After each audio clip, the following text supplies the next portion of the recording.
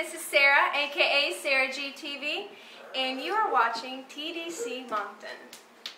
Hi folks, it's Nick, and out of all of life's miseries, one thing that can never go wrong is cooking when you actually enjoy cooking. Unfortunately, with the AE fighting with Canada, with the weather outside, well, I've got a lot of things that I always look forward to, which is making my own meals. And tonight I'm making myself a stir fry, possibly with a side to go with it, but for certain you'll need the following. You'll need one breast of boneless chicken, skinless too, preferably. You'll need some olive oil. I don't have any fresh garlic, so I'm going to use some chopped garlic to throw in. A bowl full of celery, a bowl full of carrots, a bowl full of broccoli, and the sauce. The sauce is composed of some arrowroot flour, because I don't use cornstarch, and it looks like it's pretty much orange. One lime, freshly pressed or squeezed, all depending on how you want to say it. So 4 dashes of Worcestershire sauce, and some hot sauce. I emptied out the leftover bottle of habanero sauce that I had. If I had habanero peppers, I'd be using that instead, but I don't. And I added in 4 teaspoons of water and 1 teaspoon of blue agave syrup to sweeten the mix. Now that we're not going to use right now. We're going to use it towards the very end once the meat's cooked and the vegetables are cooked. The vegetables to help along the cooking. These I'm going to put in the stir fry themselves, the celery. But these two I'm going to steam in the microwave because it cuts down on cooking time. So get your stuff together. You'll need a wok, you'll need oil, salt and pepper for your meat. That's going to be step 1. And depending on what you want to have, I'm making mine with rice tonight. But you could easily do it with egg noodles or rice noodles if you feel so inclined, and do it up as a lo mein. So let's move. Get your ingredients, and I'll be waiting. Never mind the dirty dishes in the sink, and never mind this Christmas tree platter that's off to the side. This particular bit requires your sharpened knife and your meat. Oh, there's nothing better than actually cutting chicken. Chicken, pork, beef, it all tastes the same. Leave the fat bits on it because you'll want to have taste. And unfortunately, fat is what gives taste to most dishes. And by that, I don't mean using a tub of lard, because there is good fat and bad fat, and that would be bad fat. But animal fat, such as this, is very much usable. And I'm going to cut it into somewhat passable strips. You'll want it into the smaller the meat slice, the faster it'll cook.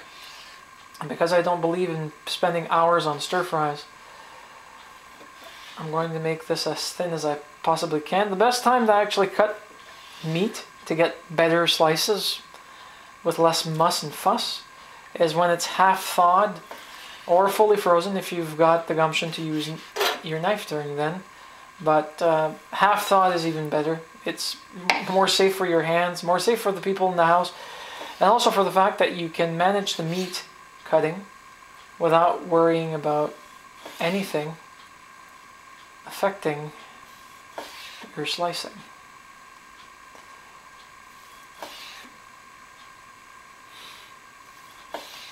You'll need a wooden spatula or plastic spatula, depending on what you prefer using, to actually stir the meat around.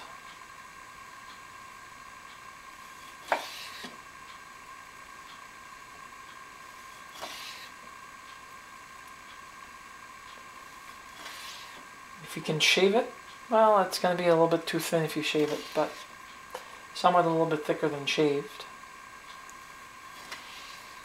You want it to have some bite in it, so to speak.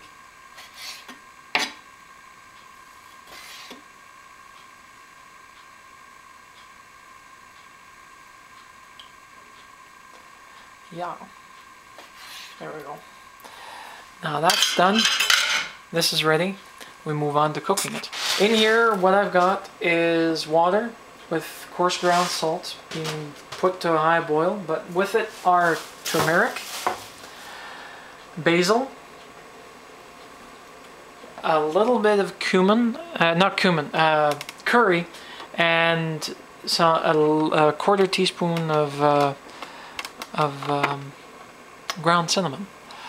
And as you can see, it's a colorful mix. And I'm going to be using instant brown rice because the regular brown rice that I normally use takes 45 minutes to get ready, where you have to boil it and simmer it, and it takes forever. Now we move on to the meat. Most interesting part. First, you'll need to heat up your wok. Add oil so that you can simmer, not simmer, but brown your meat. Salt. This is the coarse ground salt. I'm usually using finer salt, but unfortunately they didn't have any. Pepper.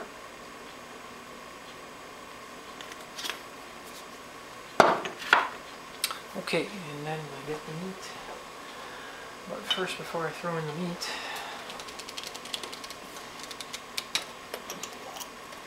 put in a teaspoon of garlic.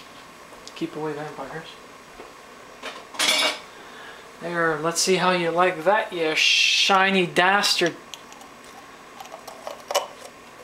You know, that's the one thing I can't stand. Shiny vampires. For some odd reason, I love the movies up to a certain degree. But it's already at a rolling boil. I'm going to have to reduce this before I burn anything. And a big... so I'll have to use something small. Now I always do this based on feel more than anything else. I don't recommend it for those of you that don't know how to cook rice. But you can follow all the instructions on the box. Instructions usually are on either the side or the back, all depending on the brand.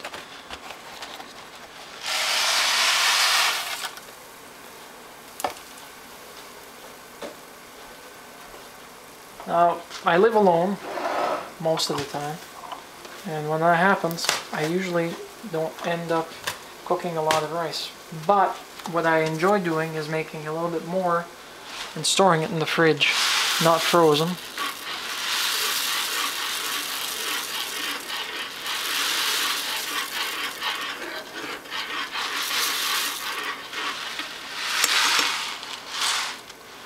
And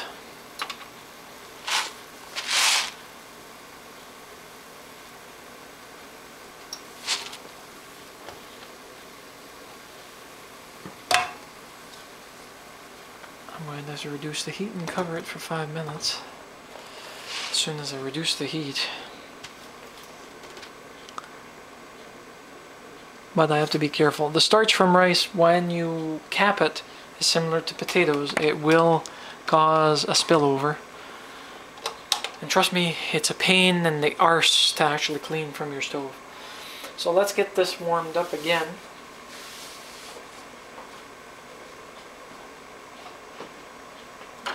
Put my vegetables steaming. Put your broccoli and your carrots, your broccoli at least 2 minutes high. No longer. Otherwise you'll end up with overly steamed vegetables. You'll want them still half firm.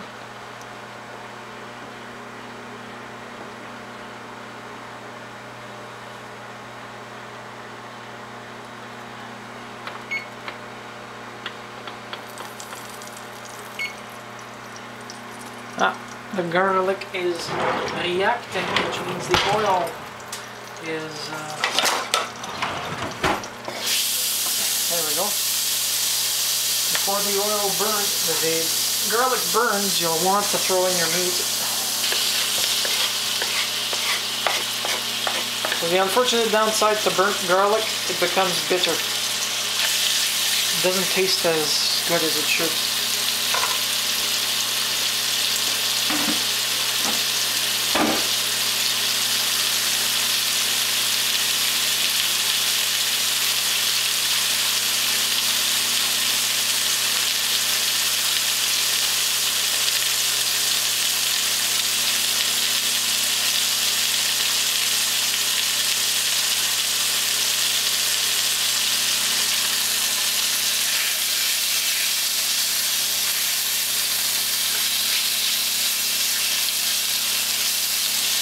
And you'll want to cook your chicken until it's, well, either golden colored on both sides or sufficiently colored where it starts turning white. The less pink you have in your chicken, the better it is. Well, first off, you don't want pink chicken because it means it's raw. And for the unfortunate downside of also causing food poisoning if it's improperly prepared.